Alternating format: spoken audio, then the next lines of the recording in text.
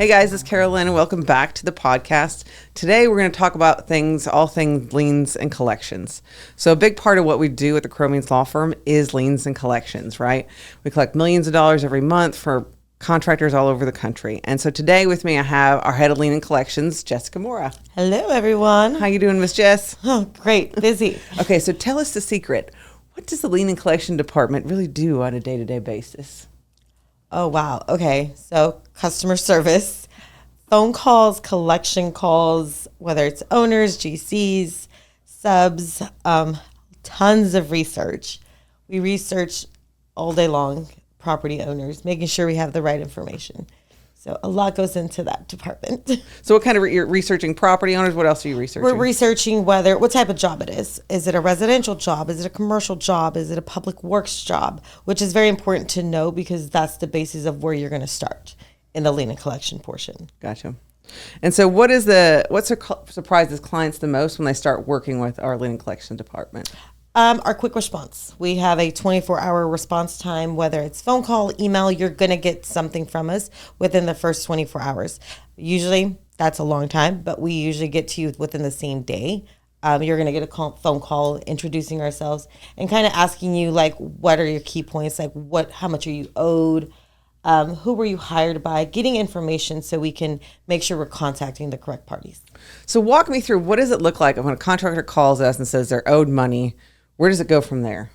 So it starts with customer service. They'll send it over to our lien and collection department. Some of the girls will call and talk to you about, who were you hired by? What does this look like? And then what are the real issues they're having? Sometimes they're not getting to the right person because a lot of companies have accounting departments, right? You have your project manager who's the person they've built a relationship with, is usually the project manager. So we'll get that information and kind of start escalating the phone calls from there.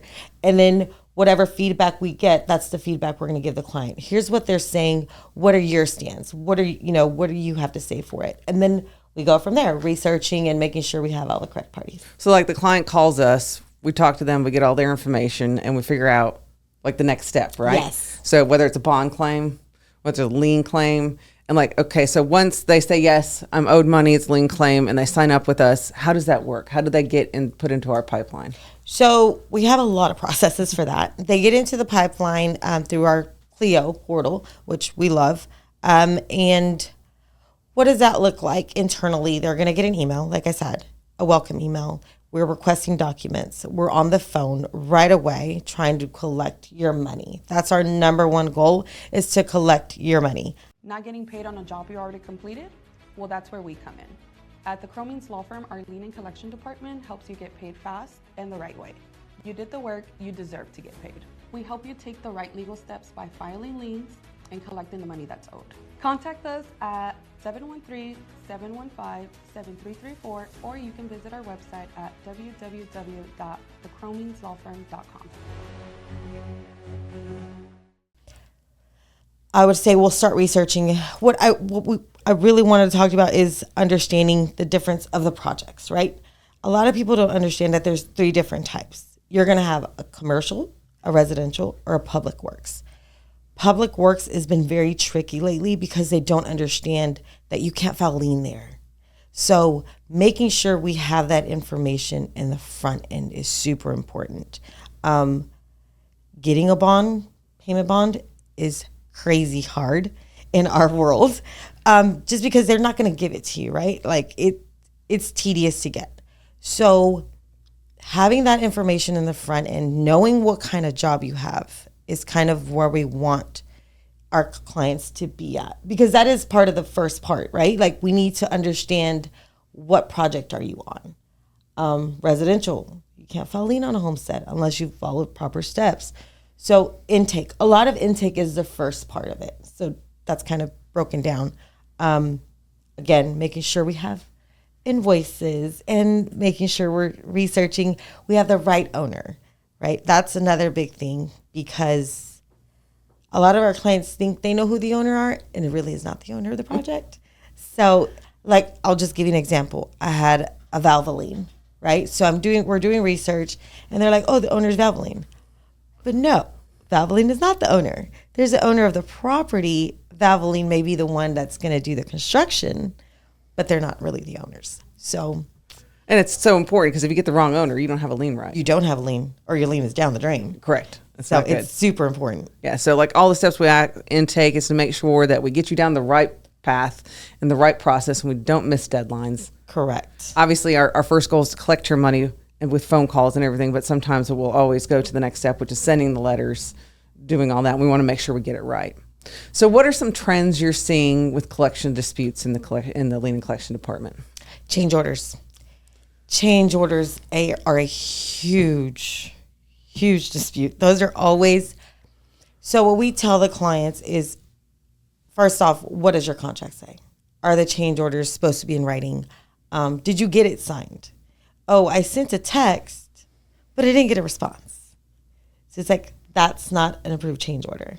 If the contract says the change order needs to be sent in writing and signed, then they need to make sure they're doing that, because I literally get off the phone 50% of the day is, oh, they don't want to pay me for my extra work.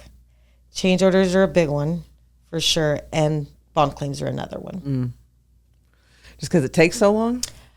I think it's not that it takes so long. They don't I would like for them to understand that there's a difference, because they're like, oh, I can file a lien. And I'm like, no, you can't. It's public works. Public works is bonded. And they're like, but they didn't give me a bond. Well, no, you have to ask for the bond. And I think people should ask that in the very beginning, as soon as you know what type of job you have, is like, oh, this is public works. Let me get a copy of this payment bond. And even if they don't want to give it to you, there's other ways of getting it, like a public request from open records, which that can take up to 30 days. Yeah. But at least you have it. You've submitted at the beginning. So if you have to go into the collection process, you already have it. And that information is So if you're doing public important. works, get a copy of the bond before payment is an issue. Yes. Whether that's asking the general contractor, doing a public information request, wherever you can get a copy of that bond, because you cannot file a lien on a public job, right? Get a copy of your bonds, please. And back to the change order issue, and it really depends. Like, okay, so what do you tell clients? I submitted a change order and they didn't approve it. What do I say? It's like, okay. Sometimes that's tricky, right? Because you submitted the change order, they didn't approve it, but they told you to still do the work. I mean, there's proof that you did the work, right? And that they knew you were charging extra. And they knew you were charging extra. And of course, we're going to go ahead and send the notice for that, or send me the invoice, send me the pay application that you sent over. We're still going to try to collect it. I'm not going to say, oh, no, we're not. No, we're going to try. I'm just saying there's going to be some type of dispute, and it's probably going to take longer. Well, yeah. And the best thing you can do is if you submit it, you request it, and they deny it, and they make you do the extra work anyways, is document it very well. Exactly. And then we can still file a lien for it, even though it's disputed. But do it before you do the work. Right. Just send it before, at least with the price. And you know what? Not only the amount that you're going to charge, but the extra time that it's going to take to complete that. Because then they're like, oh, well, your deadline to finish was this day. Well, you just added like a ton of extra work that's going to push the date out. Just put it in writing. Make sure you have something that you can show that. So part of the change order should not only be the extra work, but the increase in time. Yes. Because especially if your contract has liquidated damages, that's going to be on the date you have completion of your contract. And if it's not changed, and the contractor just assumes, well, they knew all this extra work was going to take more time. Don't assume people know. First off. And the only way you can change a contract is in writing and signed by both parties. So what is the number one mistake contractors do to lose their lien rights? Oh, they wait. They love to wait. Oh, they promised me that I was going to get paid on Friday. They promised me a check on Monday. Well, yeah, but when's your deadline? Because I can promise till I'm blue in the face. Or they trust them, right? Like I have a ton of people like, well, it's because I worked with them for years. And I've done so many jobs, and they told me they were going to pay me if I did this other job. Well, no, you're already owed money. Like, what's a relationship? How good is it if they're still owing you money from the first or second or third job, and you're going to do more work to collect what you've already done? So you're better off sitting at home than working for free. Yeah, right? basically. So what documents or paperwork mistakes do you see most often? Not having documents in writing. That's the main thing. I tell our clients all the time, I was like, look, if you're out on the field, a simple text or an email from your phone just to show them, give you something, give you a backup, a quick hey response. I mean, we take text messages all the time, which is fine, right? But having something in writing. I love pictures. Yeah. Pictures are a big thing. When you start the job, when you finish the job, even the steps that you're taking to complete the work, pictures are always proof of something going. Yeah. Daily reports. Daily reports. We did this. Don't assume that they don't know when you're actually out there. Yeah. Because they do know. So, but that's another thing. It's like the timelines. The timelines are a main concern. Yeah. Not knowing. Correct. Well, and a promise of payment will not extend your lien. No, it does deadlines. not. And you know, you don't want to think this, but you can't assume that they know what they are. And their promise is to push you outside your lien rights. I always tell them, assume that they know. Because they were like, oh, well, can I change the date? I'm sure they know when you were out there. So, no, Don't you change can't the push the date. You're late. And that costs more money when you're late. Yeah. Or you're less likely to get paid. It's going to be a lot harder. It's a lot harder. So what if somebody misses their deadline, their lien deadline? What can they do? We start off with a collection. It's a demand letter, basically 30 days to pay. If you don't, we file a lawsuit. We have some litigation subscriptions pricing now, which are really good.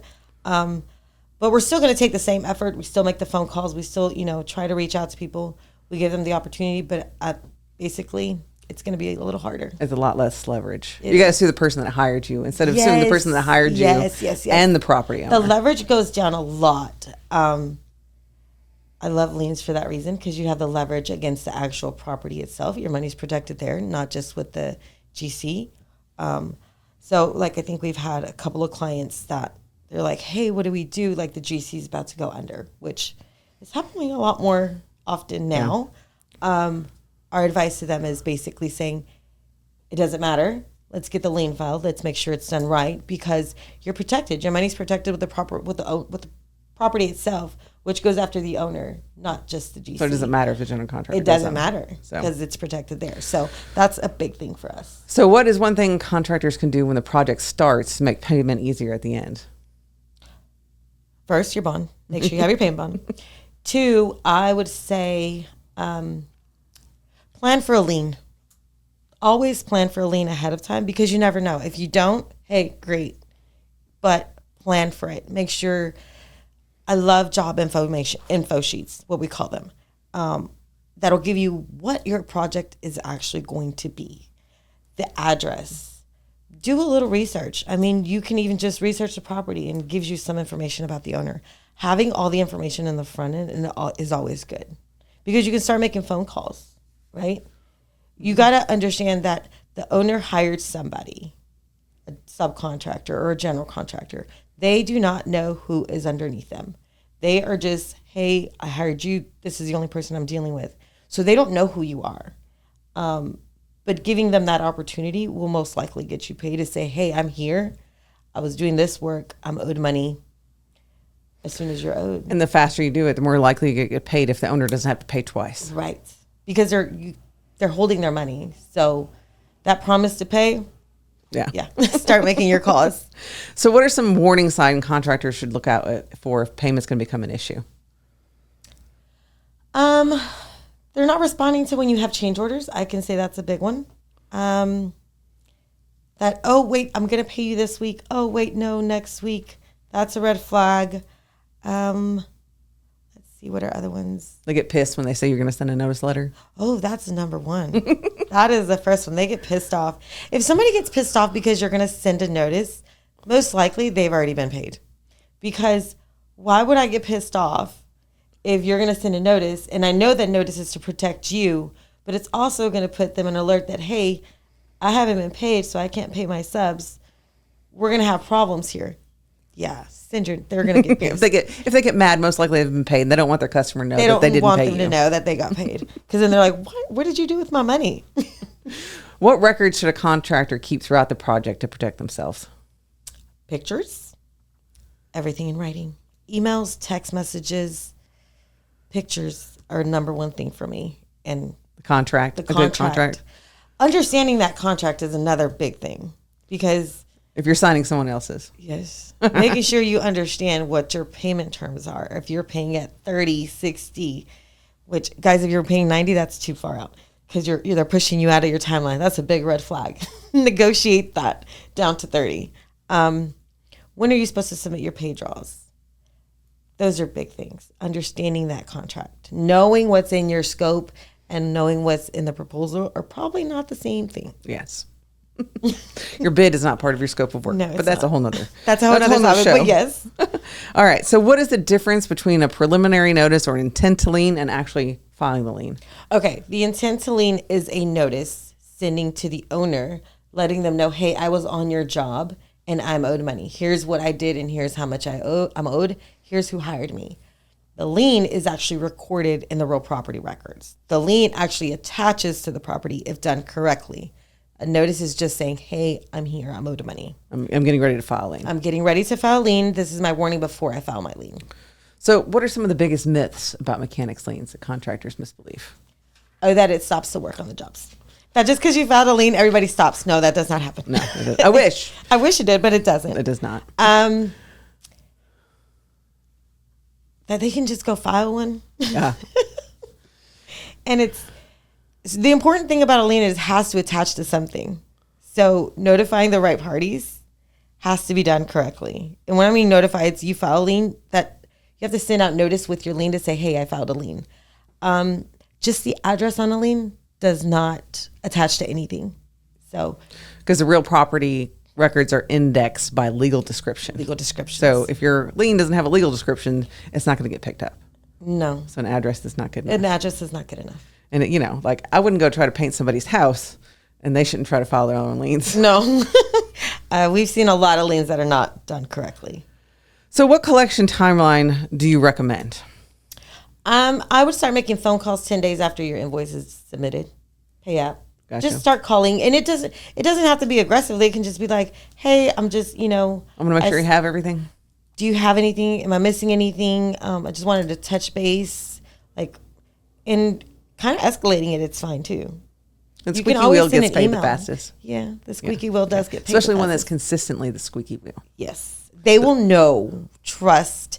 If you've been working with somebody, they will know who you are. If you start sending your notices timely and you're calling, they're going to know, okay, this one's going to go into that next step. So let's get them paid. Yes.